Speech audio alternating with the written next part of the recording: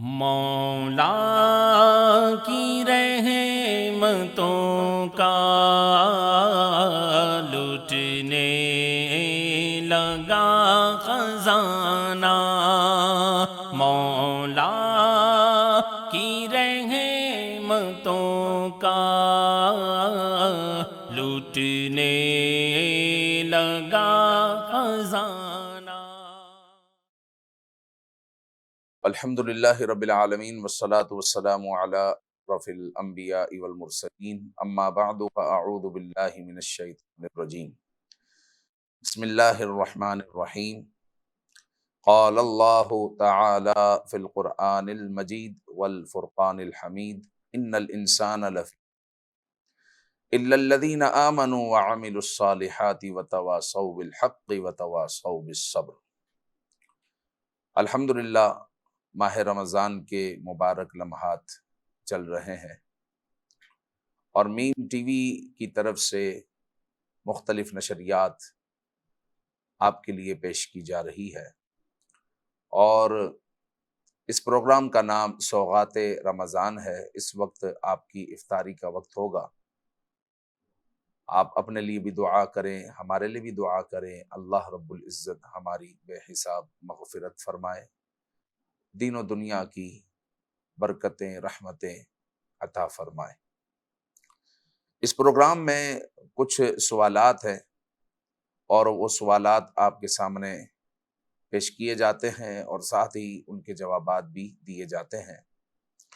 سوال یہ ہے کہ جو لوگ سال بھر مسجد میں نظر نہیں آتے اور رمضان میں مسجد میں ہوتے ہیں، کیا ان کی نماز مقبول ہوگی؟ تو ایسا سوال بنتا نہیں ہے، کیونکہ نماز تو رب ذوالجلال نے قبول کرنی ہے، اور اللہ رب العزت کو کسی کی کون سی نیکی پسند آ جائے ہمیں نہیں پتا۔ اگر کوئی پورا سال مسجد سے غیر حاضر رہا بھی ہے، اب وہ ہمیں رمضان میں مسجد میں نظر آ رہا ہے، تو ہم ہرگز کوئی اس کو حقیر نہ سمجھے، بلکہ اس کے لیے دعا کریں کہ یا اللہ، ہمیں تو نے پورا سال مسجد میں رکھا، اب یہ بھی ہمارا بھائی مسجد میں آ گیا ہے، اے مالک ہمیں بھی عبادتوں پر اخلاص کے ساتھ ثابت قدمی عطا فرما، اور ہمارے اس بھائی کو بھی اخلاص کے ساتھ ثابت قدمی عطا فرما، اور رب ذوالجلال کے حضور عاجزی اختیار کریں کہ ہو سکتا ہے کہ پورا سال جو ہماری حاضری ہوئی ہے اس کو رد کر دیا جائے اور اس کی حاضری کو قبول کر لیا جائے۔ ہمیں نہیں پتا کہ اللہ کے حضور کیا پسند ہے، اللہ نے کس کو قبول فرمایا، ہمیں نہیں پتا۔ مولا علی رضی اللہ تعالیٰ عنہ فرماتے ہیں کہ عمل کے بعد قبولیت کی فکر کرو۔ عمل تو ہر کوئی کر لیتا ہے، اصل بات ہے قبولیت کی۔ شیطان نے عمل نہیں کیے، شیطان نے بڑے عمل کیے، لیکن وہ مردود ہو گئے اور وہ خود بھی مردود ہو گیا۔ تو عمل کے بعد قبولیت کی فکر کرو۔ آپ فرماتے ہیں کہ اگر عمل قبول نہ ہوا تو بہت زیادہ اگر کسی نے عمل کیا ہے تو کسی کام کا نہیں ہے، اور اگر عمل قبول ہو جائے تو پھر تھوڑا بھی بہت ہے، تھوڑا بھی بہت ہے۔ تو بہرحال جو ہے، اگر رمضان المبارک میں مسجدوں میں ازدحام ہو جاتا ہے یا مسجد بھر جاتی ہے، وہ لوگ بھی ماشاءاللہ نماز پڑھنا شروع کر دیتے ہیں کہ جو نماز نہیں پڑھتے تھے، تو ہم ان کے لیے دعا کریں، اور اگر ہم پورے سال کے نمازی ہیں اللہ تعالیٰ کا شکر کریں، اور ساتھ ہی اب وہ نماز پڑھنے آ گئے ہیں تو اب ہماری جو ہے اس بابت ہمارا کام شروع ہو جائے کہ ہم ان کی ذہن سازی کریں، ہم ان کو سمجھائیں کہ دیکھیں رب العزت نے آپ کو یہ توفیق عطا کی، تو اب تو یہ 30 دن عادت ہو گئی ہے، 30 دن آپ نے مسلسل نماز پڑھی ہے، تو مطلب اگر آپ اس کو پوری زندگی کنٹینیو کر لیں تو کوئی مشکل کی بات تو نہیں ہوگی، اور ہے بھی یہ فرض۔ پھر مزید یہ ہے کہ ایسا فرض ہے جو منٹوں میں ادا ہو جاتا ہے، منٹوں میں ادا ہو جاتا ہے، مطلب 24 گھنٹے ہیں، اور 24 گھنٹے میں اگر آپ رکعتوں کی ٹائمنگ اگر نکالیں تو 1 گھنٹے میں آپ ساری نمازیں پڑھ لیتے ہیں، تقریباً 1 گھنٹے میں ساری نمازیں ہو جاتی ہے، اتنا وقت بھی نہیں لگتا۔ تو اپنے بھائی کی ذہن سازی کریں، کبھی کسی کو حقیر نہ سمجھے، اپنی نیکیوں پر کبھی اترائے نہیں۔ ہمیں نہیں پتا کہ رب ذوالجلال کے حضور کون مقبول ہے اور کون مردود ہے۔ اللہ رب العزت ہمیں عاجزی کرنے کی توفیق عطا فرمائے اور ہمارے دلوں کی سختی کو، گندگی کو، سیاہی کو ختم فرمائے، اور رب ذوالجلال جو ہے ہمیں، ہمارے بھائیوں کو، مسلمانوں کو پکا سچا نمازی بنائے اور اخلاص کا پیکر بنائے۔ آمین بجاہ النبی الامین صلی اللہ علیہ وسلم۔ اچھا، دوسرا سوال یہ ہے کہ پرفیوم لگانا جائز ہے یا نہیں ہے؟ تو پرفیوم کے لیے علماء اجازت دیتے ہیں، اگرچہ الکوہل والا ہو، تو علماء اب اجازت دیتے ہیں کہ الکوہل بھی اگر ملا ہوا ہے پرفیوم میں تو اس پرفیوم کو بھی لگانا جائز ہے۔ اگر کوئی بچتا ہے بہت اچھی بات ہے، تو وہ اپنے تک وہ بچتا ہے، ٹھیک ہے، لیکن اگر کوئی لگاتا ہے تو اس پر انگلی نہیں اٹھائی جائے گی، اس پر اعتراض نہیں کیا جائے گا۔ وجہ یہ ہے کہ علماء اجازت دیتے ہیں۔ نظر بد اتارنے کا طریقہ کیا ہے؟ اگر کسی کو نظر لگ جائے یا ایسا لگے بھی نظر ہے، تو اب نظر اتارنے کا جو بہترین طریقہ ہے وہ یہ ہے کہ سورہ قلم کی آخری 2 آیتیں وَإِن يَكَادُ الَّذِينَ كَفَرُوا لَيُزْلِقُونَكَ سے آخر تک، آخری 2 آیتیں 7 مرتبہ پڑھ کر جو منظور ہے، جس پر نظر لگی ہوئی ہے، اس پر دم کیا جائے تو انشاءاللہ نظر کٹ جائے گی، اور خود اگر پڑھیں تو یہ سب سے بیسٹ ہے۔ اور اس کا دم کرنے کا اچھا طریقہ یہ ہے کہ دونوں ہاتھوں پر دم کر کے پورے جسم پر پھیرا جائے، انشاءاللہ العزیز نظر کٹ جائے گی۔ 1 مرتبہ نہ کٹے تو 2، 3، 5 مرتبہ، 7 مرتبہ یہ عمل کو دہرایا جائے۔ اور اس بابت جو ہے ایک ٹوٹکا بھی بیان کیا جاتا ہے، وہ محض ٹوٹکا ہے، نہ یہ حدیث میں ہے نہ قرآن میں ہے۔ اگر کوئی ٹوٹکا کرتا ہے تو ٹھیک ہے، جائز ہے، اور وہ یہ ہے کہ 7 مرچیں، جو گول والی مرچیں ہوتی ہے لال والی، 7 لے لی جائے، اور جو منظور ہے جس پر نظر لگی ہوئی ہے اس پر پوری گھما لی جائے 7 مرتبہ، 3 مرتبہ، اور اس کو جو ہے جلا دیا جائے۔ اگر بدبو آتی ہے تو سمجھو کہ نظر نہیں ہے، اور بدبو نہیں آتی تو مطلب نظر ہے، تو اس کو بار بار کیا جائے وقفے سے، تو انشاءاللہ العزیز نظر کٹ جائے گی۔ جب بدبو آ جائے تو سمجھے کہ اب نظر کٹ گئی ہے۔ اللہ رب العزت بد نظروں سے محفوظ فرمائے۔ رمضان کے بعد مسجدوں سے دور ہو جاتے ہیں، نماز میں دل نہیں لگتا، اس کے لیے کیا کیا جائے؟ دیکھیں، اس کے لیے سچی توبہ کی جائے۔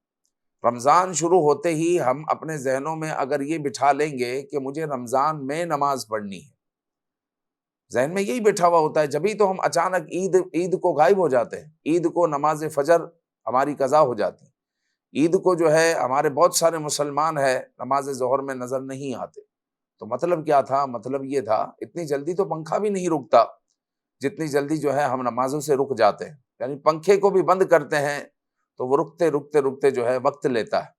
ہمارا معاملہ جو ہے مسلمانوں کا یہ ہے، رمضان شروع ہوتا ہے، مسجد میں آ گئے، اب اچانک جو غائب ہوتے ہیں تو مطلب یہ ہے کہ توبہ میں صداقت نہیں تھی۔ تو ایک تو سچی توبہ کریں، سچی توبہ کے ساتھ نماز کا عزم مصمم کریں، اور پھر رب ذوالجلال کے حضور عرض کریں کہ یا اللہ، میں اب ساری زندگی نماز پڑھنا چاہتا ہوں، اے مالک میری مدد فرما، اور شریر شیطان سے میری حفاظت فرما لے، اس کے بہکاوے سے میری حفاظت فرما رہے۔ انشاءاللہ ایک اللہ کی مدد بھی ہوگی، اور پھر آپ خود دیکھیں گے کہ نماز میں دل بھی لگے گا، اور دل جمعی کے ساتھ آپ نماز ادا کریں گے۔ تو رب ذوالجلال کے حضور دعا کریں، دعا مومن کا ہتھیار ہے، تو دعا کریں گے تو انشاءاللہ العزیز دل بھی لگے گا، اور سچی توبہ ہوگی، اور نماز پڑھنے کا پختہ ارادہ ہوگا، تو انشاءاللہ العزیز پھر شیطان آپ کو پریشان نہیں کرے گا۔ آپ خود ہی دیکھیں کہ جب جمعہ کی نماز کے لیے ہم نکلتے ہیں یا جمعہ کا ارادہ کرتے ہیں تو کبھی شیطان کسی کو بہکاتا ہے یا کسی کو روکنے میں شیطان کامیاب ہوا؟ کبھی بھی نہیں ہو سکتا۔ وجہ کیا ہے؟ وجہ یہ ہے کہ جمعہ کی نماز پڑھنے کا، جو نماز عام طور پر نہیں بھی پڑھتا، اس کا جمعہ کی نماز پڑھنے کا عزم مصمم ہوتا ہے، پکا ارادہ ہوتا ہے، تو شیطان بھی وہاں پر ہتھیار ڈال دیتا ہے کہ اس کو میں نماز سے نہیں روک سکتا، لہٰذا نہ اس کو سستی ہوتی ہے، نہ کوئی ایسا بہکاوا آتا ہے۔ اسی لیے عام نمازوں کے لیے بھی جو نماز پڑھنے والے لوگ ہیں ان کے سامنے بھی شیطان ہتھیار ڈالے ہوئے ہوتا ہے کہ ان کو میں نماز سے نہیں روک سکتا۔ تو کیوں شیطان ہتھیار ڈال دیتا ہے؟ عزم مصمم، اس کا عزم اتنا پختہ ہوتا ہے کہ شیطان کہتا ہے کہ میں اس کو نہیں روک سکتا۔ ہاں، پھر شیطان اس کو نماز میں پریشان ضرور کرتا ہے، کبھی رکعتیں بھلوا دے گا، کبھی قرات میں غلطی کروا دے گا، یا کوئی اور غلطی کروا دے گا، اس کو وسوسے ڈالے گا، ان کے خیالات کو جو ہے منتشر کرے گا۔ تو یہ شیطان دوسری طرح جو ہے حملے کرتا ہے، لیکن نماز سے روکنے سے وہ قاصر ہوتا ہے، وہ نماز سے نہیں روک سکتا۔ تو عزم مصمم جو ہے یہ بہت اہم چیز ہے۔ عزم مصمم جب کر لیں گے تو انشاءاللہ اللہ رب العزت کی خاص مدد ہوگی۔ اسی طرح جو ہے آگے سوال ہے کہ ماں باپ کی عظمت سے متعلق شریعت مطہرہ کیا کہتی ہے؟ تو یاد رکھیں کہ ماں باپ تو بڑی عظیم شے ہے، تو ماں باپ تو اتنی عظمت والی شے ہے کہ ہم ان کا احسان بھلا ہی نہیں سکتے۔ آپ دیکھیں کہ آقا کریم صلی اللہ علیہ وآلہ وسلم کی حدیث مبارکہ ایاس بن معاویہ رحمۃ اللہ تعالی علیہ نے یوں بیان کی، جب آپ کی والدہ کا انتقال ہو گیا تو آپ پھوٹ پھوٹ کر رو رہے ہیں، تدفین ہو گئی پھر بھی رو رہے ہیں۔ تو کسی نے کہا کہ اب اپنے اوپر جو ہے آپ کچھ کنٹرول کریں، بہت زیادہ آپ رو رہے ہیں۔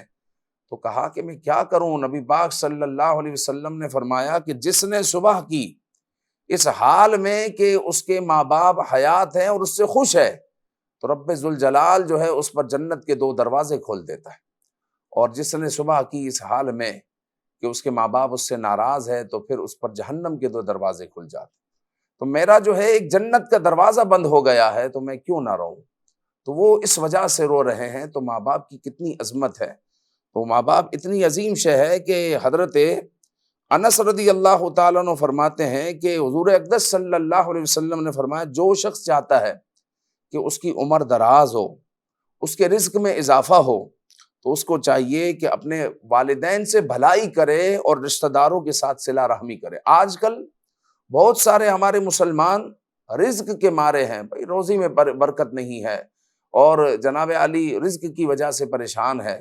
تو بعض اوقات اس میں بہت سارے ایسے بھی ہوتے ہیں جنہوں نے اپنے ماں باپ کو پریشان کیا ہوا ہے، ماں باپ ان سے ناراض ہیں، تو ماں باپ کو خوش رکھیں گے، ماں باپ سے بھلائی کریں گے، عمر بھی دراز ہوگی، عمر میں برکت ہوگی، مزید یہ ہے کہ رزق میں بھی اضافہ ہوگا، رزق میں بھی اضافہ ہوگا۔ پھر رشتہ داروں کے ساتھ صلہ رحمی، رشتہ داروں کے ساتھ صلہ رحمی کرنا ہم بھول گئے۔ اور کسی نے اپنی خالہ سے، کسی نے پھوپھی سے، کسی نے تایا چچا ماموں سے جو ہے رشتے کٹ کیے ہوئے ہیں، ایک دوسرے کے گھر پر نہیں جاتے۔ تو یہ جو ہے رزق کی بندش کا ایک سبب ہے، رزق کو اس طرح جو ہے گویا کہ ہم بند کر رہے ہیں۔ لہٰذا جو ہے ماں باپ کا نہایت احترام کیا جائے، اور جو ہے آقا کریم صلی اللہ علیہ وسلم نے ماں باپ کی عظمت کے بارے میں یہ بھی فرمایا کہ تم اپنے والدین کے ساتھ حسن سلوک کرو، تمہاری اولاد تمہارے ساتھ حسن سلوک کرے گی۔ یہ جیسی کرنی ویسی بھرنی، اگر آپ والدین کے ساتھ حسن سلوک کریں گے تو آپ کی اولاد بھی آپ کے ساتھ حسن سلوک کرے گی۔ رب العزت ہمیں جو ہے اپنے والدین کا احترام کرنے کی توفیق عطا فرمائے۔